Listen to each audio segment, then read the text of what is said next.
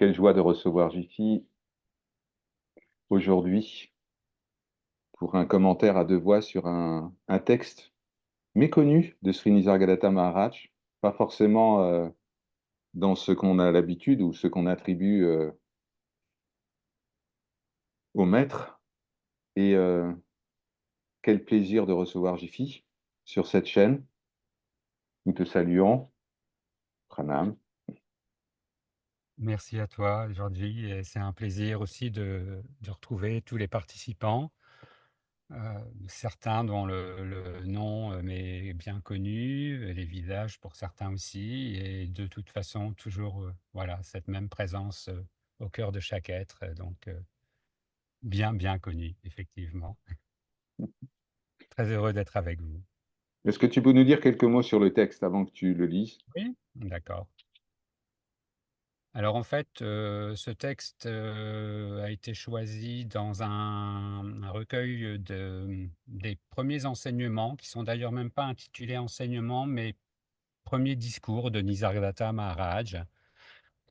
Celui-ci, par exemple, a été prononcé la première fois un 9 octobre 1955. Pour vous situer un petit peu, c'est-à-dire une vingtaine d'années après sa rencontre avec son maître, Siddharameshwar. Comme on l'évoquait tout à l'heure avec Georgie, à cette époque-là, les propos de Nisargadatta étaient encore vraiment très, empreints de citations très directes, et de références très directes, à la Bhagavad Gita et à aux autres écritures. Pour une petite anecdote, d'ailleurs à ce propos, en fait, Nisargadatta, avant la rencontre avec son maître, certes avait un intérêt, pour tout ce qui touchait à la spiritualité, et c'est surtout un de ses amis qui le relançait, régulièrement on pourrait dire, à ce sujet et à ce questionnement essentiel.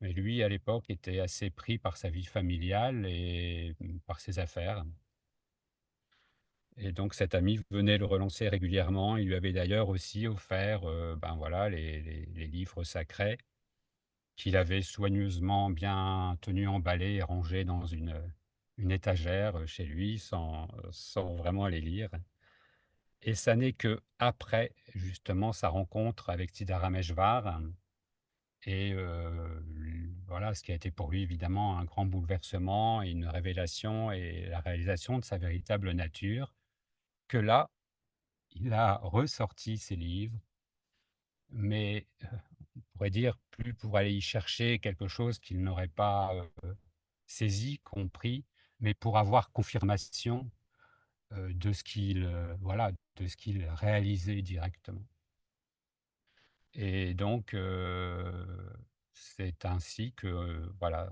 après ensuite régulièrement, il a fait référence à ces textes sacrés, et ici, comme vous allez le voir, et avec, l'aide, de Georgie, nous allons vous présenter ce texte.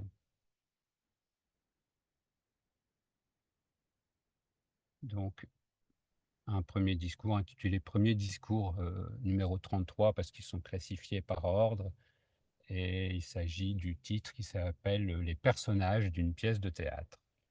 Un discours prononcé par Nisargadatta Maharaj en 1955, un 9 octobre.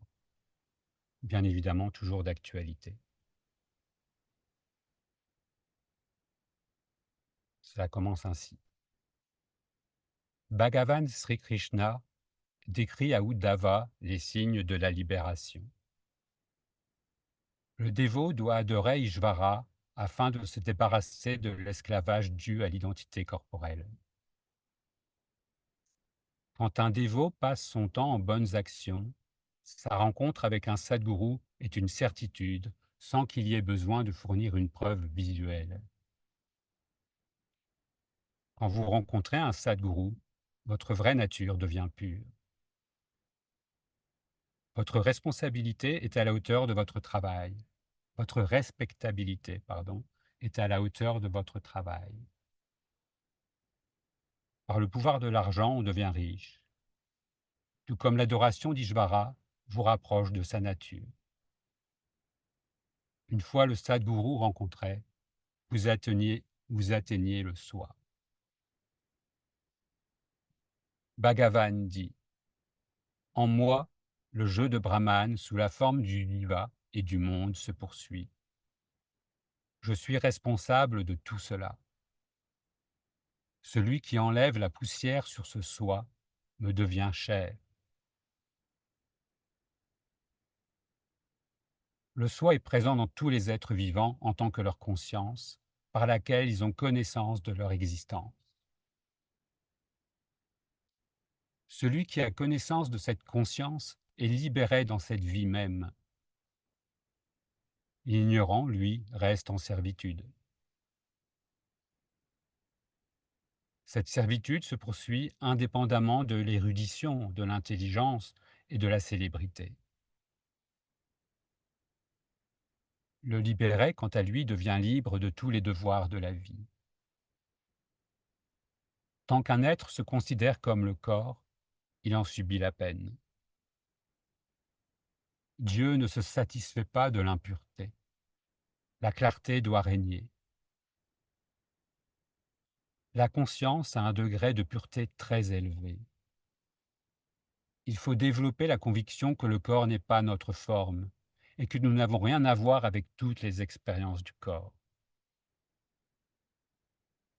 Le destin peut affecter le corps matériel, mais pas le soi. Du point de vue divin, c'est faire preuve de cruauté que de croire aux mauvais effets du destin et de s'y attendre.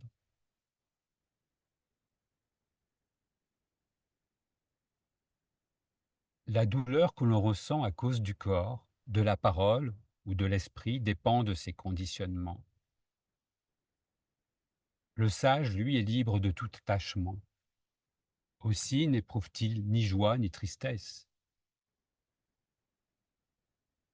Il n'est affecté par aucune louange ni adoration. Le libéré est celui qui a une connaissance claire de sa conscience.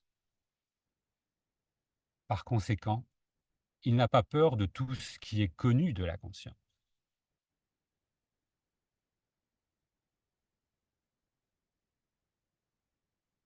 Lorsque les douleurs dans le corps sont lentement endurées, elles disparaissent spontanément.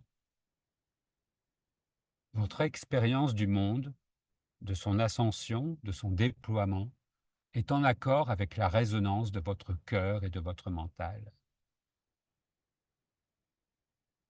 À la façon dont l'image des enseignements du gourou brille dans votre cœur, vous vivrez les choses différemment. Jour après jour, les sages éprouvent les joies de la plénitude.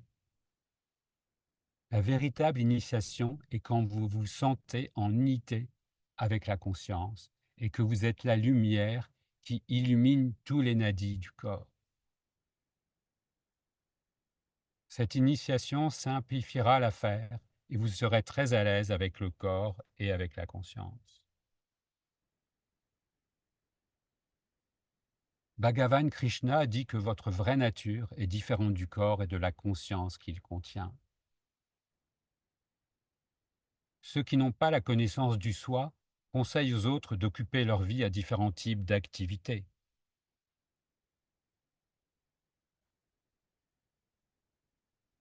Comment l'Atman se manifeste-t-il dans le corps? Ce qui se manifeste pour un temps limité est l'Atman, et ce qui existe toujours est Paramatman. En l'absence de l'existence passagère, le monde ne serait pas expérimenté. Et en l'absence de Paramatman, qui serait là pour être le témoin d'une existence passagère?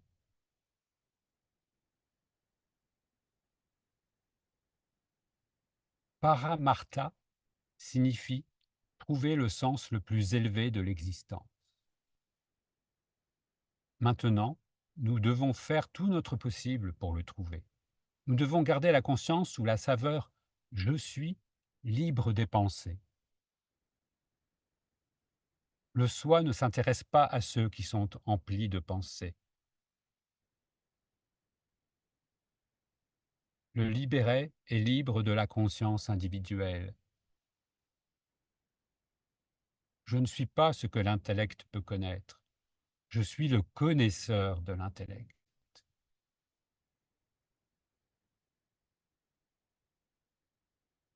Purusha est sans corps, sans forme, tandis que Prakriti est avec un corps, avec forme. Chacun des invités de Prakriti va disparaître. L'intellect fait partie de Prakriti. Nous utilisons l'intellect pour trouver les différentes relations. Un gnani met de côté l'intellect pour se voir lui-même. L'ignorance appuie sur l'intellect pour croire au passé et au futur. L'intellect n'est d'aucune utilité pour obtenir la libération. Celui qui est pleinement convaincu que le soi est au-delà de l'intellect atteint la plénitude. Dieu favorise chacun à la mesure de sa pureté d'être et de sa foi.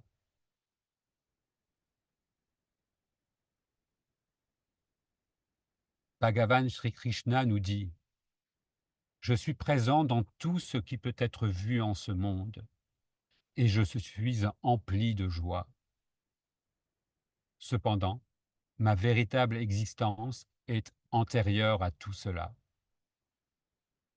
La joie d'être est due à la conscience. Je sais que mon soi et ma nature sont emplis de béatitude. Ce monde est un jardin de joie. Je suis la béatitude qui apparaît sous diverses formes. Même sous ces formes, je suis la vérité. Je suis à l'origine de toutes les activités et ma béatitude reste intacte. Je prends plaisir à gouverner un pays quand le temps l'exige, ou parfois je mendie avec la même joie. Bien que je fasse différents types de travail sous diverses formes, je reste immaculé de toute faute. Qui connaît vraiment toutes mes actions et leurs qualités? Seuls ceux qui savent, mes très chers dévots. Seuls ceux qui me connaissent me sont dévoués.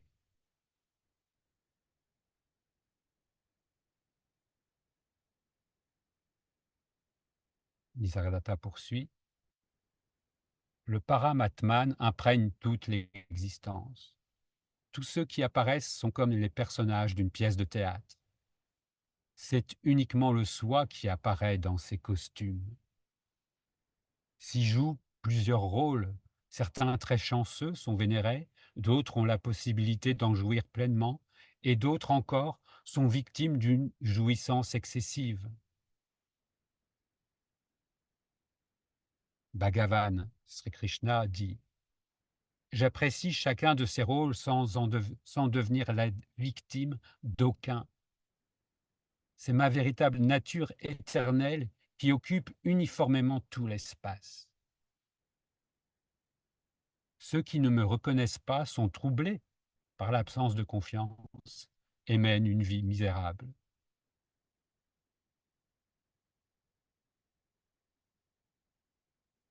Nisargadatta poursuit. La conscience est emplie de lumière. Toutes vos bonnes et mauvaises souffr- Toutes vos bonnes et mauvaises souffrances sont dues à votre conscience et à votre mental individuel. La conscience félicitée est là pour vous permettre de vivre une vie heureuse. Votre conscience est la semence du divin. Avant quoi que ce soit, Dieu réside sous la forme de la conscience félicitée. Grâce à son amour, et pour un plus grand plaisir agrémenté de tous les conforts, les gens ont pris la peine de construire des maisons et d'élever une famille. Par la faculté de nous éclairer nous-mêmes, quand nous devenons aptes à connaître notre être véritable, nous pourrons aussi faire l'expérience de Dieu. Le bhajan chanté par les ignorants n'est pas le même que celui chanté par un gnani, parce que, même après de grandes purifications, les jivas n'ont pas encore atteint le soi. Quand vous ne connaissez pas votre propre soi, Dieu ne vous connaît pas non plus.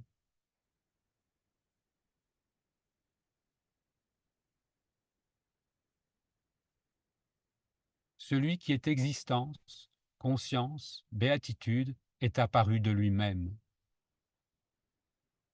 Mais sans le connaître, vous l'accusez de diverses actions douloureuses et vous le déclarez fautif. Paramatman est totalement disponible et omniprésent. Dans l'existence de la plupart, qu'est-ce qui est le plus commun? Le plus commun est la conscience de nous-mêmes et sa connaissance. Nos parents, ce monde, etc., font partie du multiple et nous sommes l'unique existence, conscience, béatitude. En raison de l'existence de l'un, il y a l'expérience du multiple.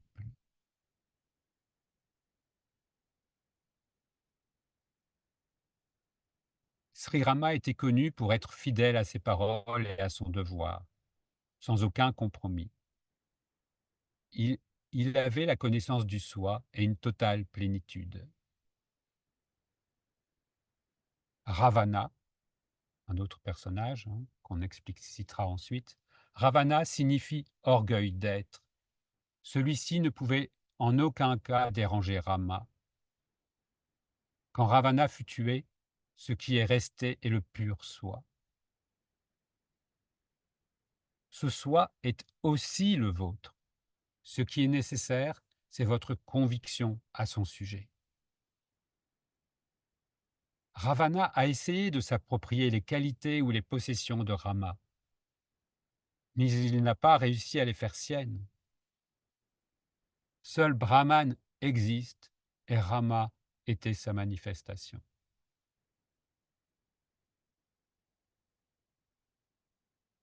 L'Atman est tout à la fois un et présent dans chaque être vivant.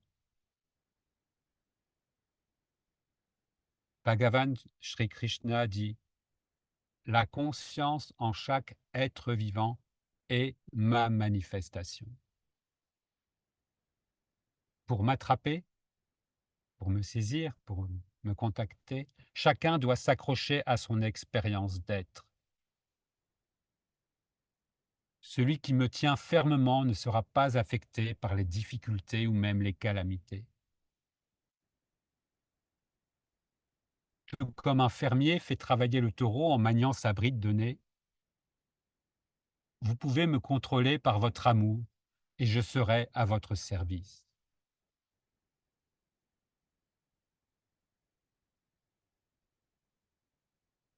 Il n'y a pas de différence entre la réalisation d'être l'Atman et voir Ishvara dans tous les êtres. Cela doit devenir notre propre expérience. Toutes les différences sont dues à votre intellect, mais Paramatman ne voit aucune différence. Bhagavan Shri Krishna avait la pleine connaissance des 14 divisions de la science et des 64 arts. Mis à part l'omission due à votre intellect, vous êtes presque l'égal de Krishna à tout égard. Vous avez omis votre plénitude et vous avez saisi l'incomplétude. À vous écouter, votre Sat-Chit Ananda est un âne. Vous mettez Dieu présent en tout au niveau le plus bas. Vous devez réaliser votre véritable nature. Bhagavan dit: bien que je sois un seul et même, présent en tous, y compris mes fidèles, ils ne me reconnaissent pourtant pas. Le seul remède est de développer la conviction qu'il n'y a pas d'autre Dieu que sa conscience, qui est l'expérimentateur de tout.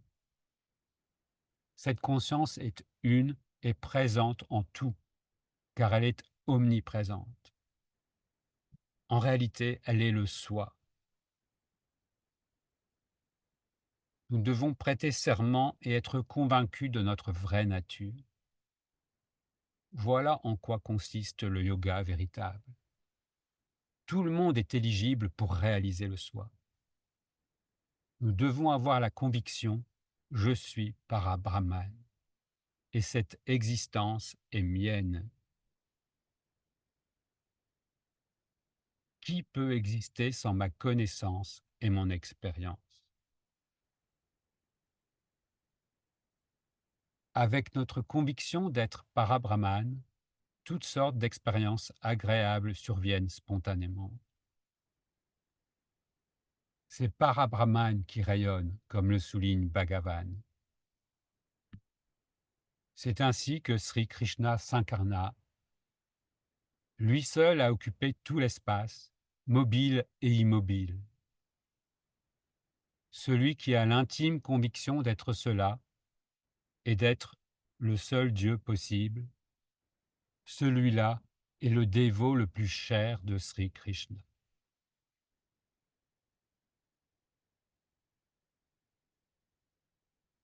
Annoncé donc par Nisargadatta Maharaj le 9 octobre 1955 et toujours vivant et puissant de ce témoignage direct. Gratitude, Jiffy.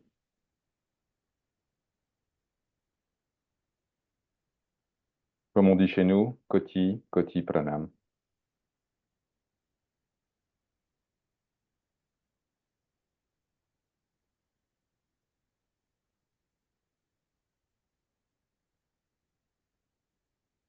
Ce serviteur a tant de choses à vous dire sur ce texte,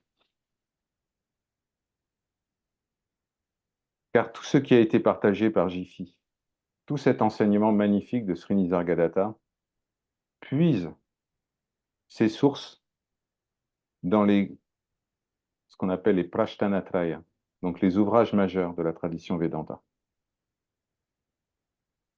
Les Prashtanatraya sont au nombre de 3, la Bhagavad Gita, les Brahma Sutras et les Upanishads.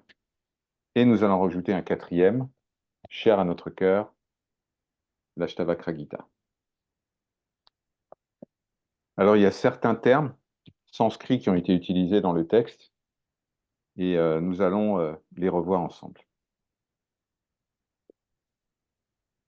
Au tout début du discours, Sri Nisargadatta nous parle d'Ishwara. Qu'est-ce que c'est que cet Ishwara?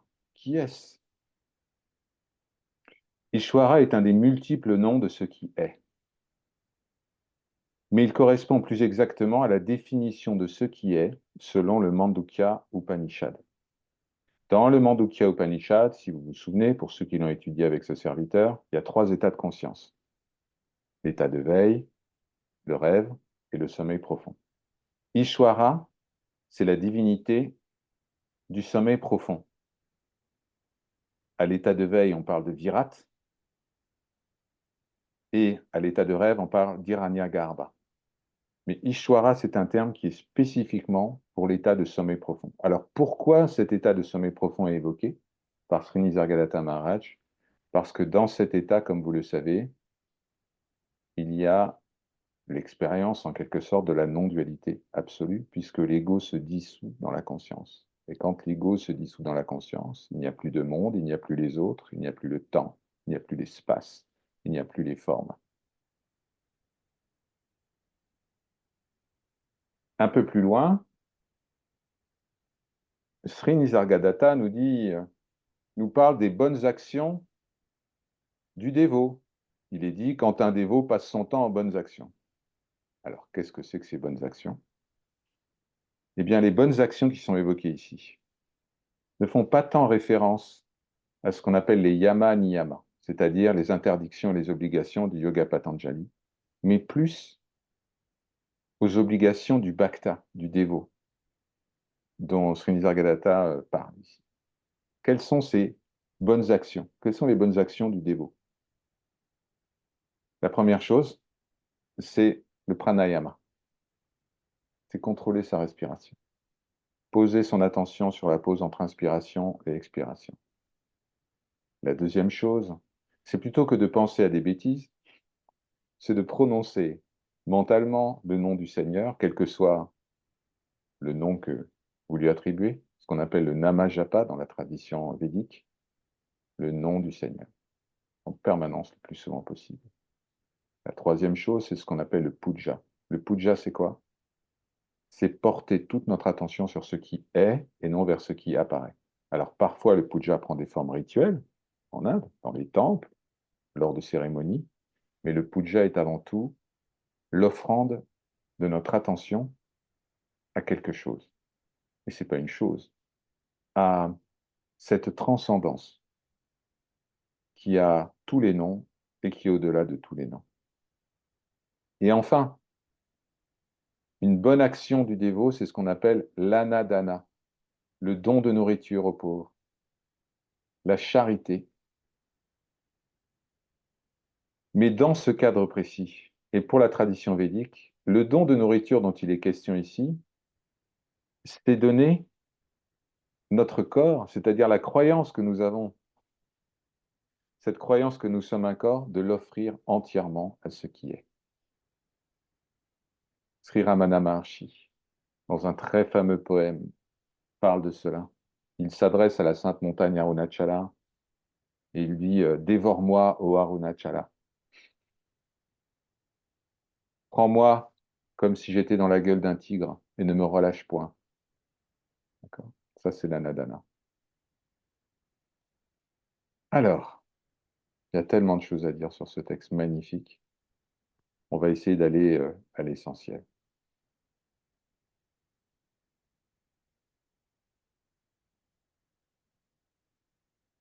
À un moment, Sri Nisargadatta nous dit le soi est présent dans tous les êtres vivants en tant que leur conscience, par laquelle ils ont connaissance de leur existence.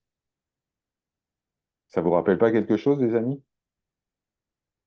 Le verset 30 du chapitre 6 de la Bhagavad Gita? Je suis dans tous les êtres et tous les êtres sont en moi. Okay. Donc, il y a ici une évocation directe, une inspiration directe du texte de la Bhagavad Gita, ce qui n'est pas étonnant puisque Sri Nisargadatta nous parle de Sri Krishna. Il y a un peu plus loin un passage qui dit la conscience a un degré de pureté très élevé. Il faut développer la conviction que le corps n'est pas notre forme. Eh bien, on retrouve ça dans un autre ouvrage, l'Ashtavakra Gita, le verset des versets de l'Ashtavakra Gita, le verset 4 du chapitre 15, qui dit « Tu n'es pas le corps, et le corps n'est pas à toi. Tu n'es ni celui qui jouit, ni celui qui agit. Ô Seigneur, tu n'es que pure conscience. Tu es constamment le témoin désintéressé. Sukhi Bhava, sois heureux. »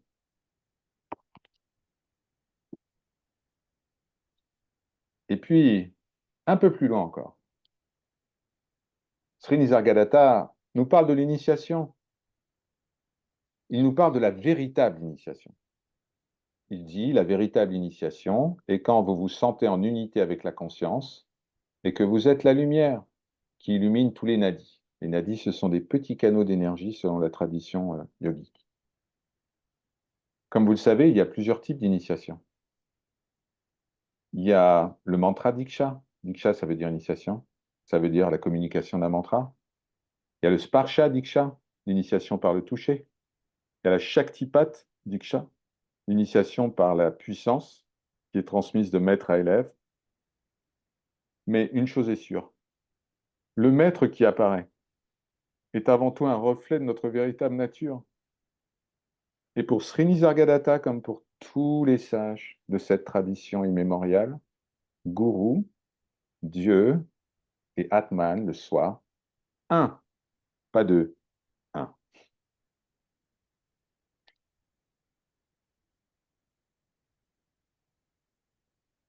Poursuivons notre petite exploration. À un moment, un mot sanskrit est utilisé, Paramartha. C'est pas n'importe quoi, Paramartha. Paramartha, c'est à la fois le but suprême et la réalité suprême en sanskrit.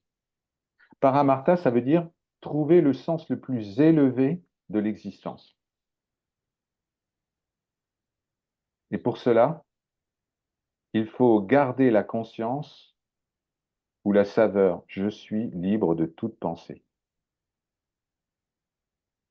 Pour le Vedanta, chers amis, particulièrement pour l'Advaita Vedanta, est-ce que le but est le bonheur, le bien-être, la paix? Le but est la vérité, Sat. Et parfois, cette vérité dérange. Parfois, cette vérité est abrasive.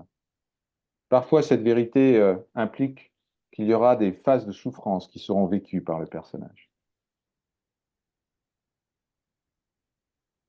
Mais ce n'est pas pour rien que les sessions entre enseignement et élèves en Inde sont appelées satsang. C'est pas prem sang, c'est pas shanti sang, c'est satsang, la vérité. Et quelle est cette vérité?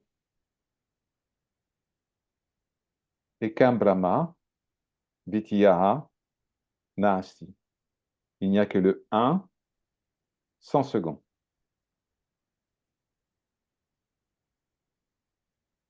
Alors, plus loin encore, Sri Nisargadatta nous dit, l'intellect n'est d'aucune utilité pour obtenir la libération. Et ce serviteur en sait quelque chose.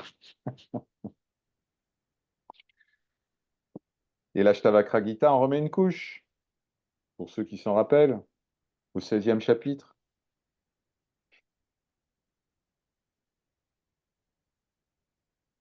Verset 1. Ashtavakra dit, tu peux parler, ô mon cher, des divers traités ou bien les écouter à de nombreuses reprises, mais tu ne pourras t'établir dans le soi sans les oublier tous. La connaissance livresque, ça ne va pas nous amener très loin. La Bhagavad Gita renchérit au chapitre 11, verset 54.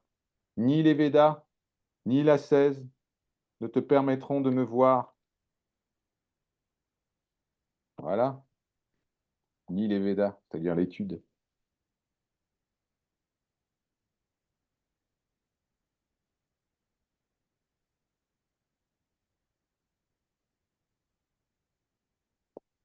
Plus loin, Sri Nisargadatta dit, il cite Sri Krishna en réalité. Je suis présent dans tout ce qui peut être vu dans ce monde et je suis empli de joie. Cependant, ma véritable existence est antérieure à tout cela. Et bien là, Sri Nisargadatta fait directement référence à un verset du chapitre 2 de la Bhagavad Gita qui dit « Jamais ne fut le temps où nous n'existions pas. Moi, toi et tous ces chefs de peuple. Jamais ne viendra celui où nous ne serons plus. Ce que nous sommes n'est pas concerné par le temps. » Le Paramatman, dont Sri Nisargadatta nous parle, ce qui est, parce que le décrire, c'est le limiter, ce qui est, on va dire, est évoqué directement aussi dans un autre texte. Ashtavakra, chapitre 2, verset 6.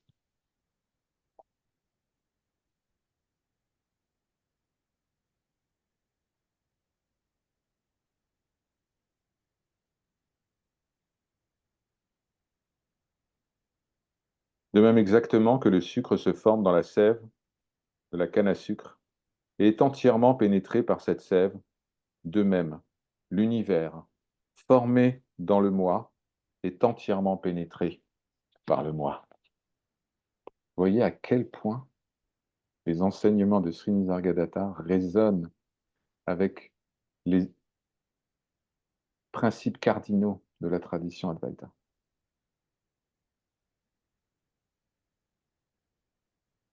puis, voilà que Sri Nisargadatta nous dit, tous ceux qui apparaissent dans l'existence sont comme les personnages d'une pièce de théâtre.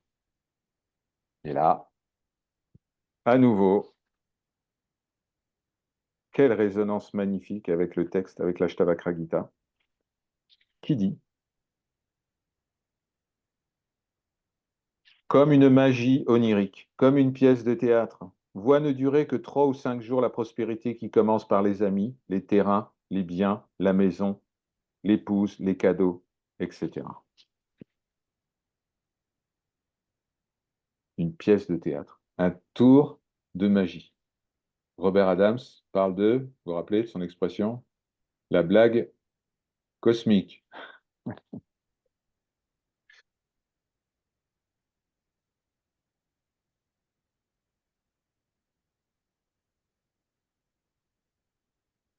Alors, voilà que Sri Nisargadatta nous parle de la dynamique entre le un et le multiple.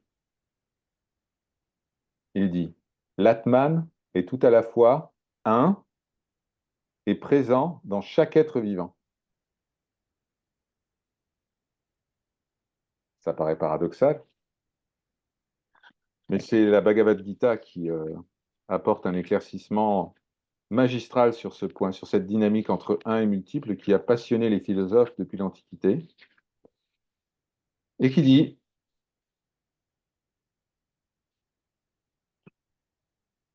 indivisible, le soi paraît se répartir entre tous les êtres.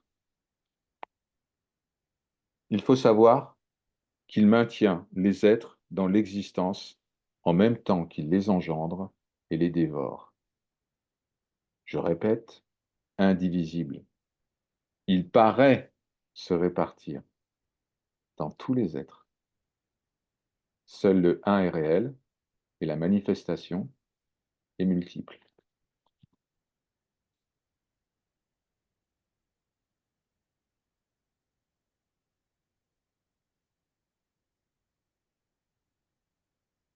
C'est d'ailleurs pourquoi Sri Nisargadatta nous dit, il n'y a pas de différence entre la réalisation d'être le un, l'Atman, et voir Ishvara dans tous les êtres.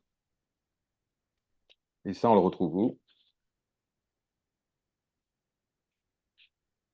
Au chapitre 6 de l'Ashtavakra Gita, verset 4. Il dit, je suis en réalité dans tous les êtres, et tous les êtres sont en moi. Telle est la connaissance.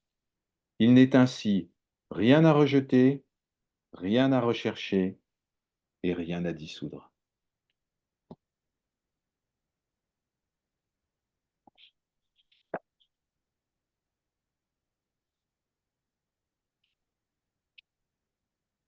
Sri Nisargadatta ajoute, Bhagavan dit, bien que je sois un seul et même, présent en tous, y compris mes fidèles, ne me reconnaissent pas. Ils ne me reconnaissent pas. Ils continuent à faire des différences.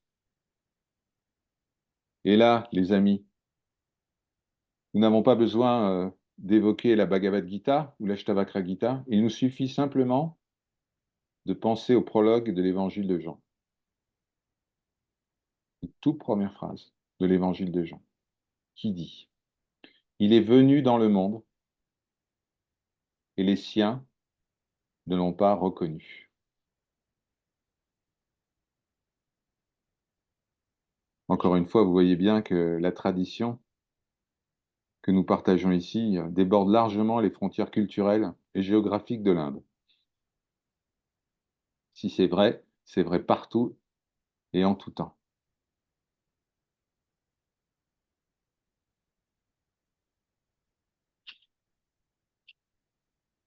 Pour conclure, ces commentaires, il y en a plein d'autres. On aurait pu faire 2 heures, 3 heures sans problème. Euh, mais il y a une sélection qui a été faite ici et quelque chose qui va évoquer directement la vision cosmique, la Vishvarupa de Sri Krishna dans la Bhagavad Gita. Sri Nisargadatta nous dit, c'est Parabrahman qui rayonne. c'est Parabrahman qui rayonne, eh bien, il fait directement référence à la vision cosmique.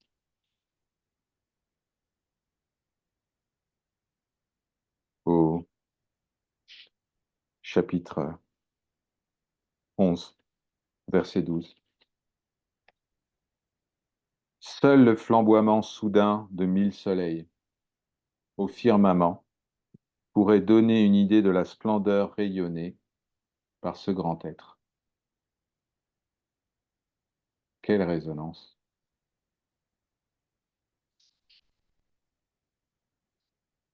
Et pour conclure, Sri Nisargadatta dit: celui qui a l'intime conviction d'être cela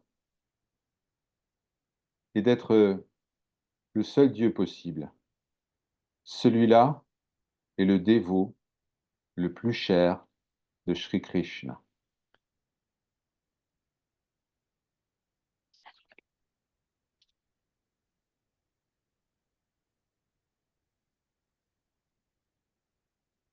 La Bhagavad Gita dit: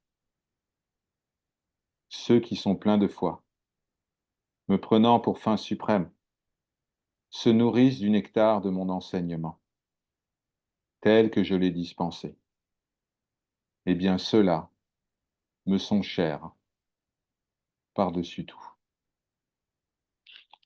Hari Om Tat Sat, ceci est parole de vérité.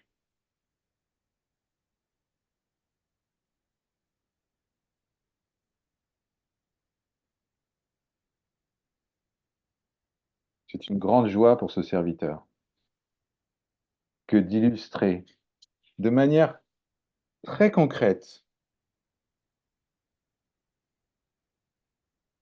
la continuité ininterrompue de la tradition.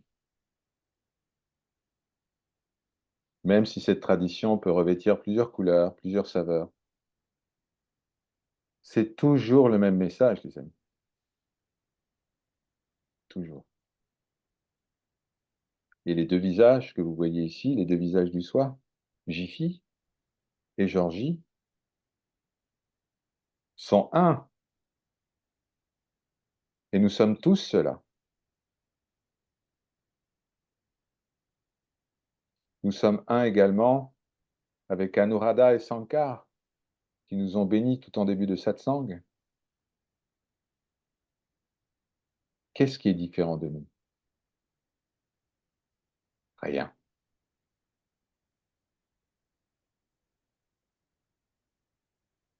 Il n'y a pas eu un temps où nous n'existions pas, et il n'y aura pas de temps où nous n'existerons plus.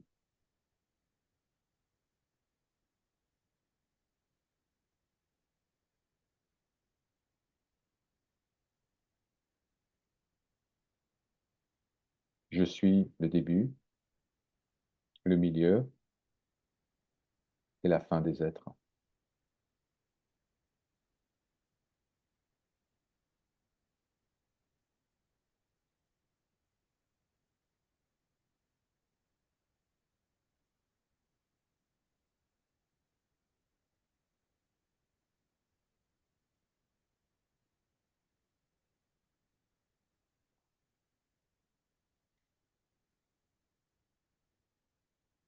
Si certains d'entre vous souhaitent prendre la parole, poser une question, vous êtes les bienvenus.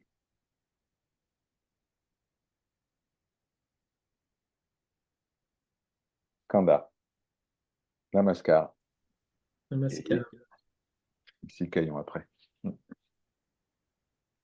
Dans le texte, il a été évoqué les termes conscience individuelle.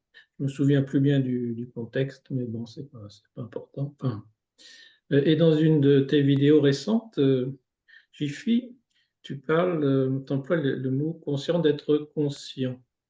Conscient d'être conscient. Alors, ce conscient d'être conscient, il peut être coloré, bien sûr, d'un moi-je. Moi, je suis d'être conscient d'être conscient. Mais si progressivement ce moi-je est gommé et que seul reste, je vais dire, je sais pas comment appeler ça, c'est pas une sensation, c'est pas une, enfin, c'est quelque chose en soi, bien sûr, qui a cette, enfin, cette conscience d'être conscient, oui, ça paraît évident. Qu'est-ce que c'est ça exactement ici? Est-ce qu'on est en contact direct avec le soi ou est-ce que c'est encore, enfin, j'aimerais qu'on parle un peu de ça, si possible. Merci. Ouais, c'est en fait, ben, toute la là, tu résumes un peu ce à quoi nous invite vraiment le résumé des enseignements de Nisargadatta, c'est-à-dire de revenir à ce qu'il appelle ce simple «je suis», en fait. C'est-à-dire ce qui ne peut pas nous être retiré, c'est quand on parlait tout à l'heure de pièces de théâtre avec un personnage, le voilà, c'est ce qui habite le personnage. Donc une fois on se défait des habits, que ces habits soient, des habits de possession physique, des habits de qualité même, de connaissances, de savoir, des habits de tout ce que on peut revendiquer en tant qu'identité limitée justement par ces habits, cette conscience qui se revêt et se sépare de sa totalité. Mais là, l'invitation est de retirer ces habits, Mmh. c'est de la pièce de théâtre, voilà, pour reprendre un peu ce qu'on a évoqué précédemment, et de revenir à cette au plus simple de nous-mêmes. Donc effectivement, c'est l'étroite porte c'est Mmh. l'étroite porte évoquée aussi dans la Bible, hein, où là, voilà, on ne peut rien emmener. Si l'on veut faire ce voyage au cœur de nous-mêmes, on ne peut rien emmener et comme le rappelait aussi Georgie tout à l'heure, même les connaissances et savoirs qui vont être éventuellement des fléchages, des guides, un balisage d'un sentier, d'une direction, on ne peut rien emmener. Mmh. Donc effectivement, revenir à cette plus simple expression et à un moment donné, c'est là aussi où justement le côté bhakti intervient pour prendre le relais, on pourrait même dire, où quand le mental, l'intellect arrive, peut s'arrêter, on pourrait dire au seuil de la porte, puisqu'on ne peut rien emmener, et bien que là, c'est vraiment cette foi dans le sens de confiance absolue, absolue, hein, c'est-à-dire c'est 100, c'est pas 99,9, c'est 100 de s'abandonner, de passer, voilà, on va dire, voilà. Et où là, on est accueilli, on est attendu de toute façon, comme nous le rappelle, ce texte.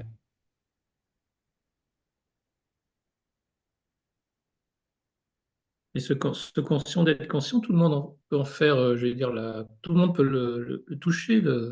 C'est relativement simple finalement. Enfin bon, C'est simple effectivement, mais toujours cette vigilance de voir cette, puissance de la maya qui mmh, nous fait nous réapproprier en tant que quelqu'un oui, cette faculté.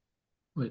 Donc toujours avoir, quelle que soit la pratique, comme l'évoquait aussi, Georgie, de de rituels, de puja, comme le dit aussi Nisargadatta, réciter un bhajan ou autre, ou même méditer. Qui médite? Mmh, Qui fait ceci? Qui fait cela? Si c'est pour entretenir encore le personnage toujours, fût-il, très spirituel, donc parfait, une belle image, voilà, hein? Non. mmh. Oui, ça c'est plus compliqué et c'est pas Pas toujours compli évident de savoir, c'est pas compliqué, c'est pas compliqué, c'est une histoire d'attention. mmh, mmh, C'est très simple, en fait, c'est mmh, très simple. C'est toujours pareil, c'est la maya qui nous fait croire que c'est compliqué. mmh, Ça fait partie du jeu, c'est simple. C'est tellement simple, justement, on a rien à saisir, on n'a rien, voilà. Alors évidemment, ça n'intéresse pas celui qui veut posséder, ça n'intéresse pas celui qui veut posséder. Ça l'intéresse jusqu'à un certain point. Acquérir un savoir, acquérir des connaissances, acquérir une renommée, une célébrité, voilà. Ça intéresse encore. Voilà, ça peut, avoir un beau parfum spirituel, mais ça intéresse encore voilà, cette dynamique-là. Mais le moment où il faut passer cette porte et où qu'on vient de tout laisser, là, ça ne peut plus intéresser et c'est là que l'aide des enseignements, du maître, du gourou intervient.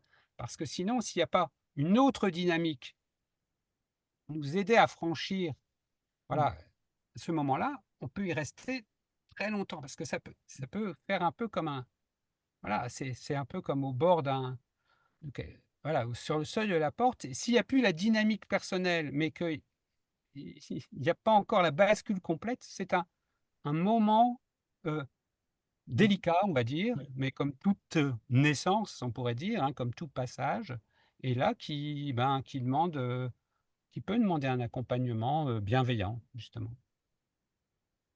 C'est ce qui se passe avec, Georgie, par exemple, ici, voilà.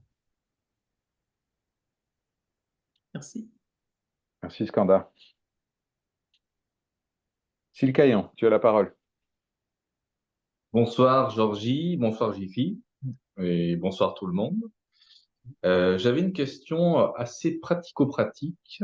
Tu as rappelé au départ, Jiffy, dans le texte, avant de lire le texte, que Nisargadatta avait une vie matérielle assez remplie. Il avait des business de vente de cigarettes, je crois, des choses comme ça, qui, je pense, lui prenaient beaucoup de temps, plus sa famille.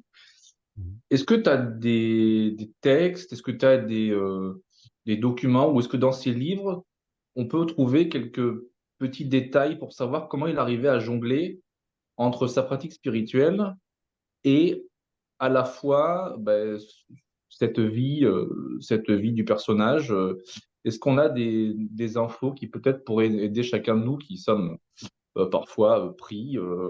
Alors, je sais que l'un n'empêche pas l'autre, on peut tout à fait pratiquer tout en travaillant, mais est-ce que peut-être il n'y aurait pas voilà, des petites informations intéressantes qu'on pourrait arriver à trouver? Je ne sais pas, des choses. Est-ce que tu as quelque chose comme ça dans ton tiroir?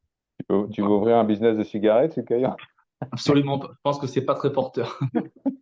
Non, Bah, la frontière espagnole, ça peut marcher. c'est vrai. Oui, ben, Nisargadatta, il fait référence, mais de façon un peu, voilà, ponctuelle de ci, de là.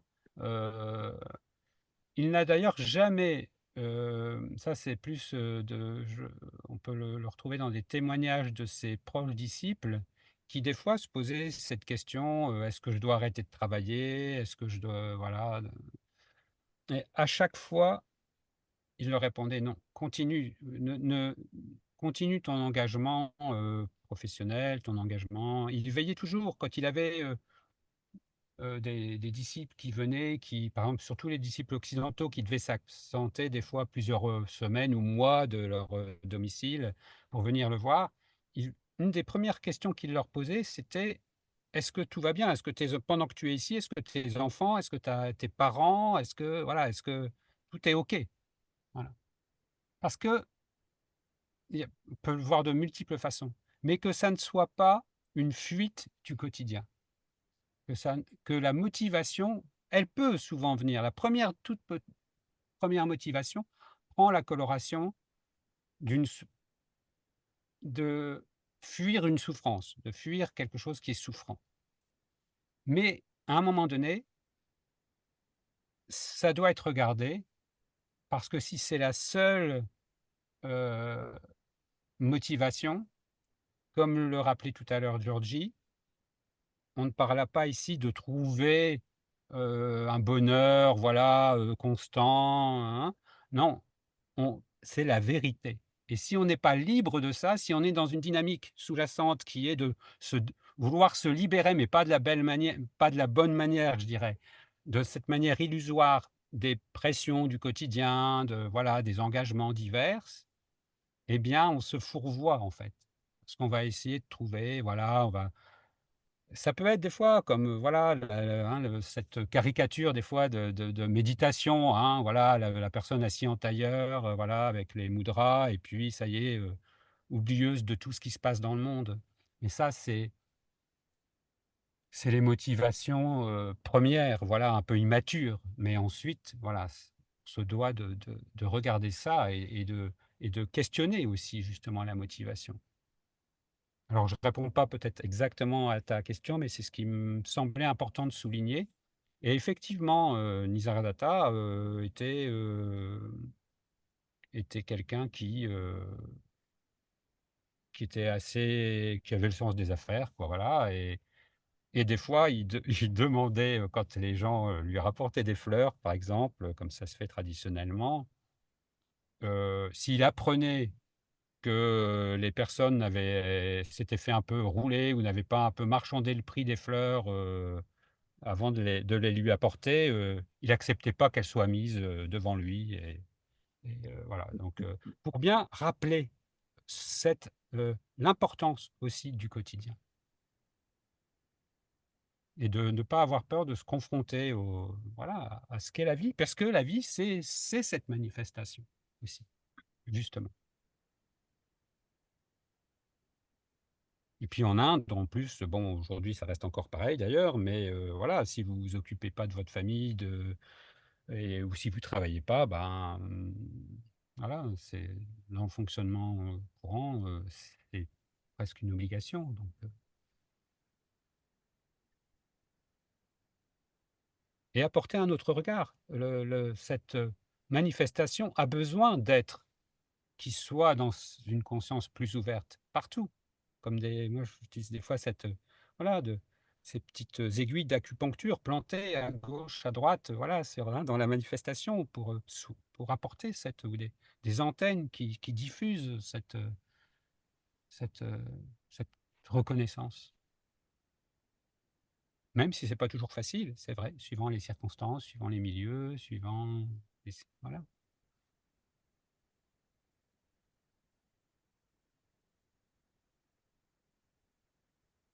Merci pour ta Merci question. bien.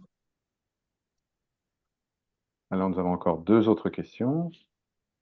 Ça va, Jiffy? Tu peux rester un petit peu encore avec nous? Pas de Ah moi, il y souci? a pas de OK, problème, d'accord. ouais. Alors, c'est Yagriva qui va. Ah non, pardon, Vali.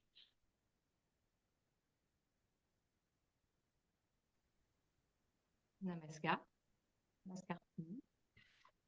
Alors, dans le texte, à un moment donné, il a été dit, tant qu'on ne connaît pas notre soi véritable, Dieu ne nous connaît pas non plus.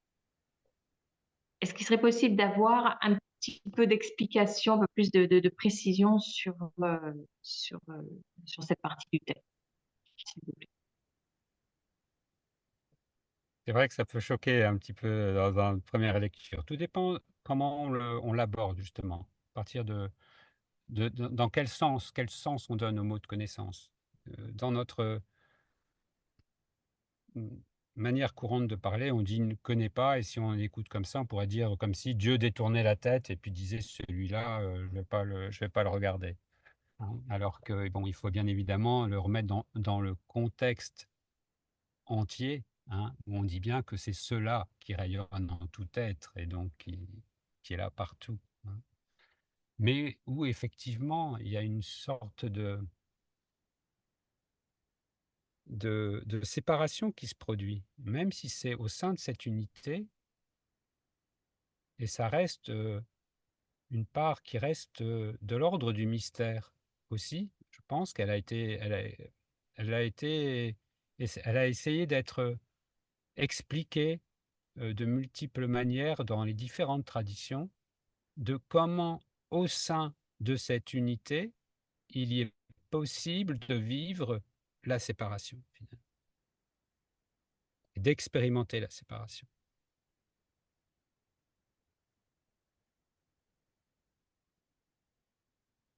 Et on pourrait dire que c'est une forme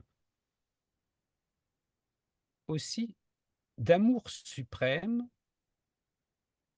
que d'autoriser, on pourrait dire, de rendre possible cette séparation et d'un vécu, de l'être qui, au sein de cette totalité qui lui donne forme, vie, peut s'oublier, mais qui va aussi donc pouvoir se questionner et jusqu'à aller à se reconnaître et à se dire «oui» en pleine conscience, véritablement. Et cette façon de dire que Dieu se tient à l'écart, c'est qu'il respecte aussi, même s'il est aussi celui qui agit à un autre niveau, mais il respecte aussi ce temps nécessaire et ce cheminement nécessaire. Mais bien évidemment qu'il est en même temps, on parle là, là c'est le mot Dieu qui est utilisé, quel que soit le mot que l'on puisse utiliser, il est là totalement, toujours évidemment là, disponible.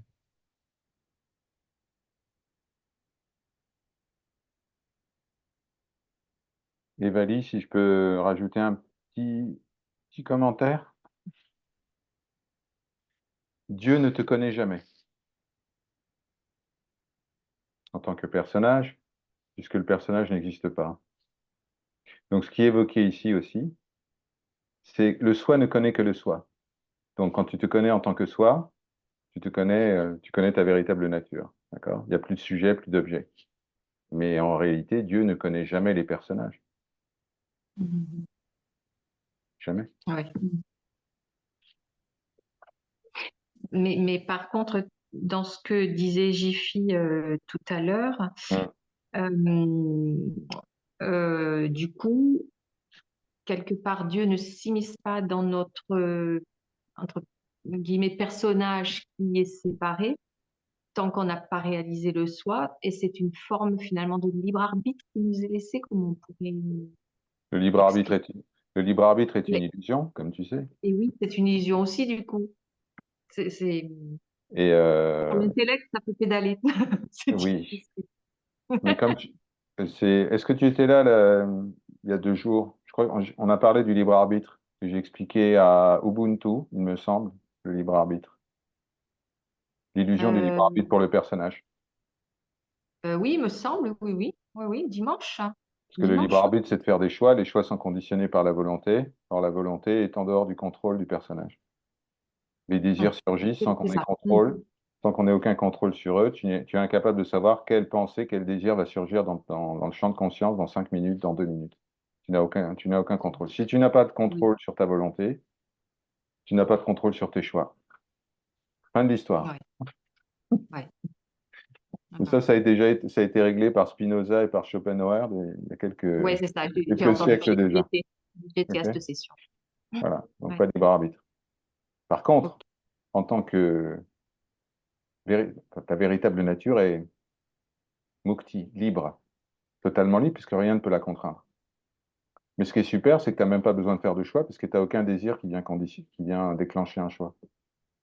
D'accord? Donc c'est une liberté absolue, inconditionnelle. Mhm. C'est ce que tu es, Vali. Tu es le 10e homme de la fable védique. D'accord? Le deuxième homme, ouais. Tu cherches partout tes lunettes dans la maison, mais tu les as sur le nez depuis le C'est début, ça.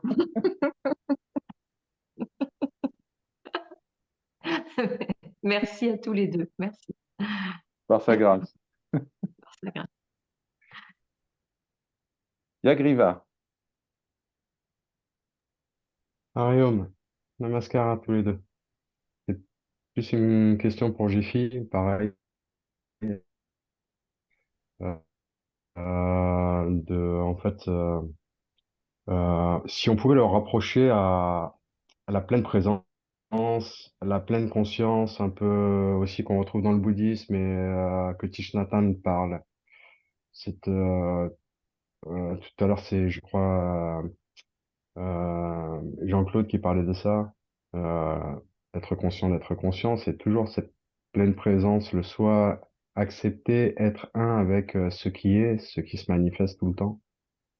Est-ce qu'on peut le concevoir un petit peu comme ça?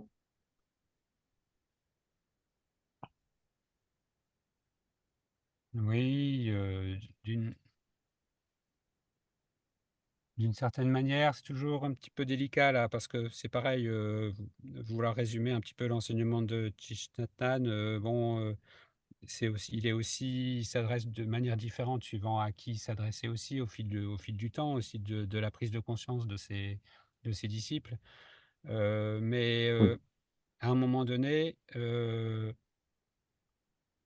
l'important cette faculté de conscience, elle est là.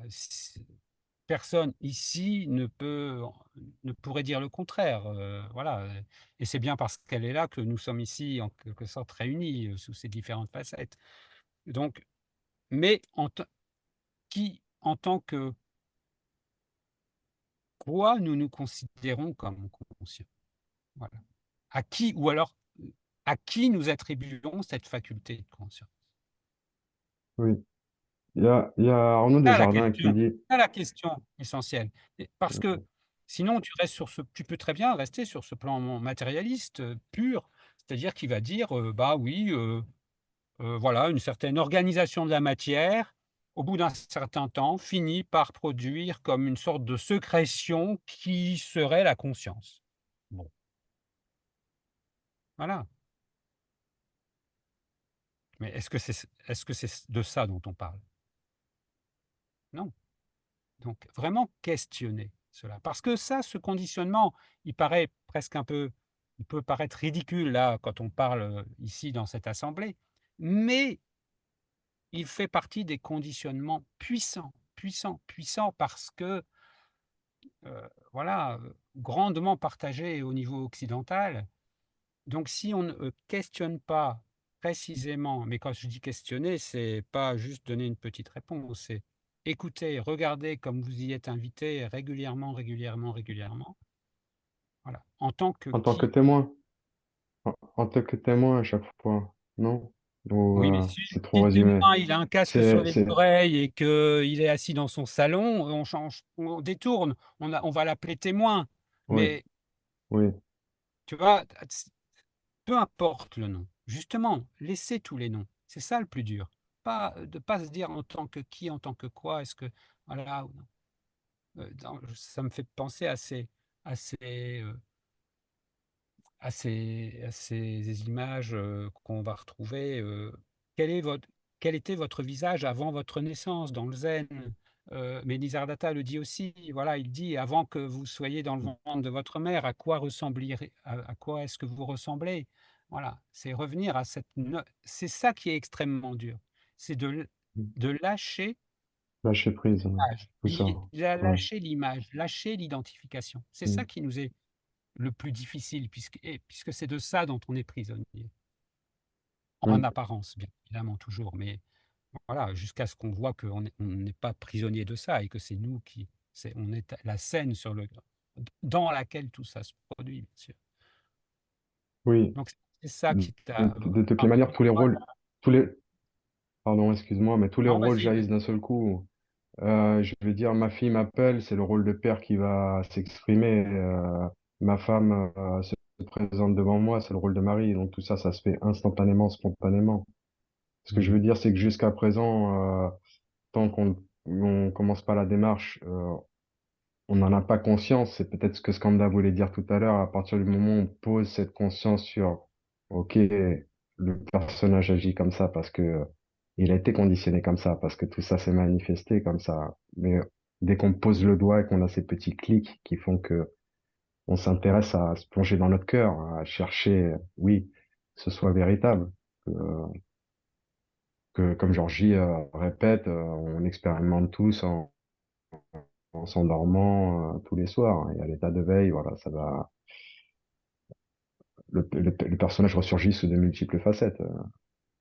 Et c'est là que Mais enfin, de ce qui a été vécu ici, cette dimension de je dirais de bhakti intervient et peut être très, très puissante pour, justement être ce sorte de 2e jambe de la démarche, hein, une démarche, du yoga de la connaissance, une autre jambe de la démarche du yoga de bhakti.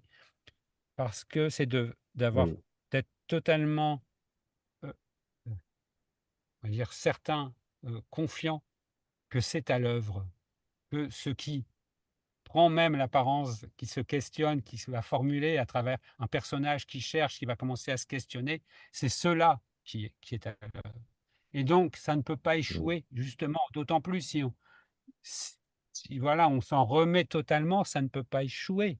Voilà. Par contre, oui, effectivement, s'il y a cette volonté de rester dans un personnage ou autre, ben voilà, ça fait partie du jeu, mais voilà, s'en remettre totalement à ce qui agit, anime et là, maintenant, puisque ce qui nous intéresse, c'est ici même, là, maintenant, voilà, toute cette assemblée ne peut être que faite que d'être chez qui cela a décidé de se reconnaître pleinement. Voilà. Sinon, voilà, on serait en train de faire autre chose. Tout à fait. Merci beaucoup pour ta réponse. Bien, Mario. Chers amis, quel magnifique satsang. Gratitude infinie pour cette présence de Jiffy. Nous aurons d'autres, certainement. Par sa grâce, nous aurons d'autres opportunités de nous revoir, de nous rassembler, puisque nous sommes tous un. Voilà. Demain, une grande nouvelle vous parviendra. Vous n'allez pas dormir de la nuit. Vous allez demander, mais qu'est-ce que c'est? Qu'est-ce que c'est? Une grande nouvelle, une très grande nouvelle. Mais en attendant, le serviteur vous propose de joindre les mains afin de recevoir notre propre bénédiction. Par sa grâce, Om, Shanti, Shanti, Shanti.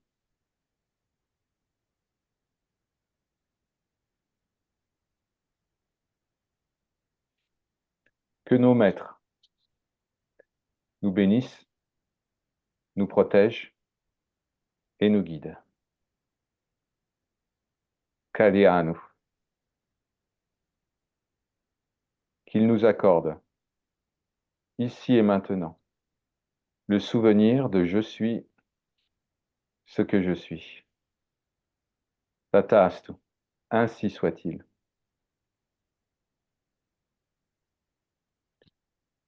Merci pour votre fidélité. Merci pour votre présence. On se retrouve demain à 21h pour une toute autre thématique. Et puis ce jeudi à 18h pour une lecture en commun de l'Ashtavakra Gita. Très belle soirée de lumière à toutes et à tous. Et à toujours.